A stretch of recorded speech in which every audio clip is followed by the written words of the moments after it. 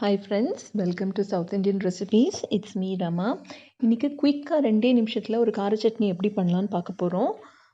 இட்லி வந்து one of the best dish அப்படின்னு சொல்லுவாங்க. அதுக்கு நிறைய நம்ம சட்னி சாம்பார்னு பண்ணுவோம். இது வந்து ஒரு குயிக்காக பண்ணுற சட்னிங்க. இதுக்கு தேவையான பொருட்கள் பார்த்திங்கன்னா கொஞ்சம் காஞ்ச மிளகா, கொஞ்சம் புளி, 10 இல்லைன்னா ஒரு 8 பல் பூண்டு, 1 கப் தேங்காய்,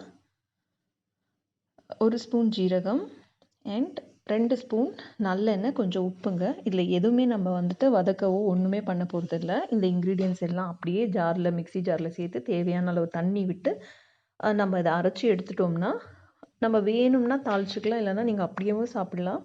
இந்த சட்னி யார் யாருக்கெல்லாம் வந்து ரொம்ப யூஸ்ஃபுல்லாக இருக்கும் அப்படின்னு பார்த்தீங்கன்னா,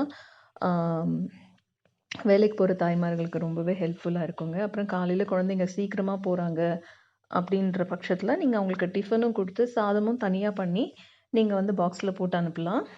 இந்த சட்னி பார்த்திங்கன்னா நம்ம ரெகுலராக பண்ணுற சட்னியை விட ரொம்பவே ருசியாக இருக்கும். உங்களுக்கே ஆச்சரியமாக இருக்கும், 2 நிமிஷத்தில் இப்படி ஒரு டேஸ்டான சட்னியா அப்படின்னு நீங்கள் நினைப்பீங்க.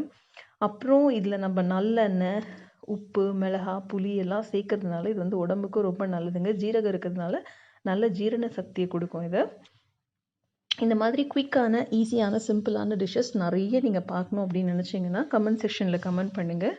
அண்ட் இதோட அந்த மல்லிப்பூ இட்லின்னு சொல்லுவாங்க இல்லைங்களா, நல்ல வெள்ளை வெளியல்னு ஒரு சாஃப்டான இட்லி, அதுவும் அதோட ரெசிபியும் உங்களுக்கு தெரியணும் அப்படின்னு சொன்னீங்கன்னா நீங்கள் கமெண்ட் செக்ஷனில் கமெண்ட் பண்ணுங்கள். நான் உங்களுக்கு அதுவும் போடுறேன். ஏன்னா இட்லி வந்து நிறைய பேர் வீட்டில் வந்துட்டு ஒரு மெயினான இடத்த பிடிச்சிருக்குங்க. சிலருக்கு வந்து நல்லா வரும், சிலருக்கு வந்துட்டு இட்லி கல் மாதிரி இருக்கும், அதே பெரிய பிரச்சனையாக இருக்கும்.